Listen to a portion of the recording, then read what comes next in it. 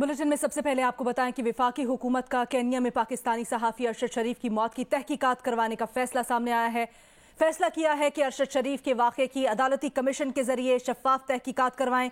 वज़ीर आज़म शहबाज शरीफ ने कहा, उन्होंने कहा कि इस ज़िम्न में इस्लामाबाद हाई कोर्ट के जज के लिए दरख्वास्त देंगे। काबीना से भी इस फैसले की बाकायदा तौसीक करवाएंगे। कौम को यकीन दिलाता हूँ कि हम सब के लिए इस इंतहाई अफसोसनाक वाक़े की बेलाग और शफाफ तहकीक होगी। वाक़े के हक़ायक़ अवाम के सामने लाए जाएंगे। गुज़श्ता रोज़ केन्या में सहाफ़ी अरशद शरीफ के साथ पेश आने वाले वाक़े पर केन्या के सदर से बात हुई है।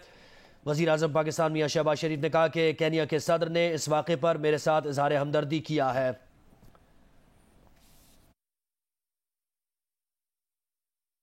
अरशद शरीफ साहब का जो अंदोनाक वाक़या पेश आया है वो इंतहाई काबिल मज़म्मत है।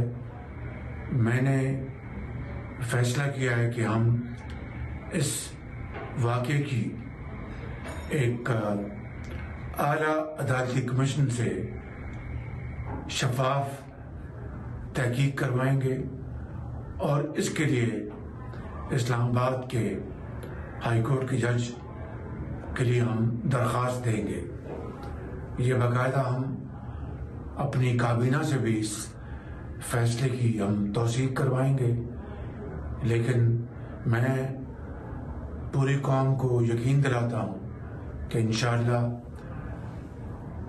ये वाक़या जो कि हम सब के लिए इंतहाई काबिल अफसोस है उसकी बेलाग और शफाफ तहकीक होगी और हक़ाइक़ पूरी कौम के सामने लाए जाएंगे। GHQ की जानिब से भी हुकूमत पाकिस्तान को खत लिखा गया है जिसमें कहा गया है कि अरशद शरीफ के कत्ल की मामले की मुकम्मल तहकीकात की जाए। खत में GHQ ने अरशद शरीफ के मामले पर कमीशन बनाने की इस्तदा की है और कहा है कि मामले का इल्ज़ाम इदारों पर लगाने वालों के खिलाफ भी सख्त कार्रवाई की जाए।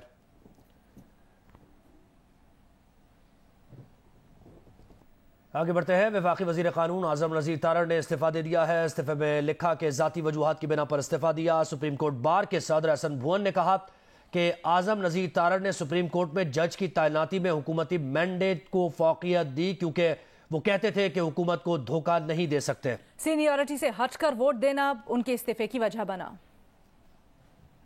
मैं ये समझता हूँ कि आज़म नज़ीर तारड़ जो हैं वो हमेशा असूल पे खड़े हैं। उन्होंने कानून की बात की है, आइन की पासदारी की बात की है, आइन की बालादस्ती की बात की है। मैंने बहैसियत president supreme court bar association उनसे गुजारिश की कि मौजूदा जुडिशल कमीशन इस हवाले से आप सीनियरिटी के प्रिंसिपल के मुताबिक आप वोट करें, जिस पे उन्होंने मुझे ये कहा कि देखें ये मैं गवर्नमेंट का नुमाइंदा हूँ, मैं जो हुकूमत का मैंडेट है उस पे वोट दूंगा और इस स्टेज पे मैं अपनी हुकूमत को किसी हवाले से बिट्रे नहीं कर सकता।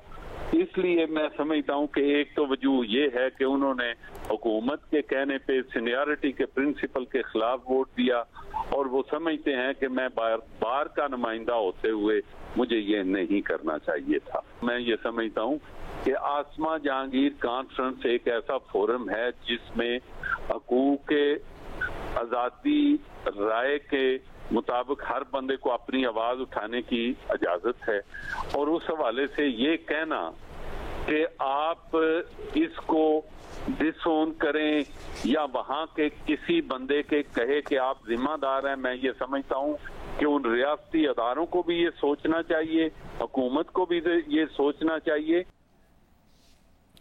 तहरीक इंसाफ की सीनियर क़यादत ने MNA सालिम मोहम्मद की गिरफ्तारी पर सुप्रीम कोर्ट के बाहर एहतजाजी मुजाहिरा किया। शाह महमूद कुरैशी ने कहा जिस अंदाज से सालिम मोहम्मद को गिरफ्तार किया गया ये बिल्कुल नामुनासिब है, कोई मुहज़्ज़िब माशरा इस तरह इजाजत नहीं देता। फवाद चौधरी बोले कि इंसाफ दफन हो चुका, पार्लियामेंट फातिहा खानी मरकज बन गया। असद उमर का कहना था कि मुल्क में जमहूरियत नाम की कोई चीज नहीं बची। जो है वो तो बेतौकीर हो चुकी है। इस मुल्क में जमहूरियत नाम की कोई चीज़ बची नहीं है। इस वक्त फस्तायत का राज है। पार्लियामेंट तो सिर्फ फातिहा खानी का एक मरकज बन गया है। बंदा मर जाए फातिहा कर लो, अल्लाह अल्लाह खैर सल्ला। पाकिस्तान में हमने देखा है कि इंसाफ दफन कर दिया गया है। इस अंदाज में उन्हें यहाँ से गिरफ्तार किया गया ये बिल्कुल नामुनासिब है। اور کوئی مہذب معاشرہ اس کی اجازت نہیں دے سکتا۔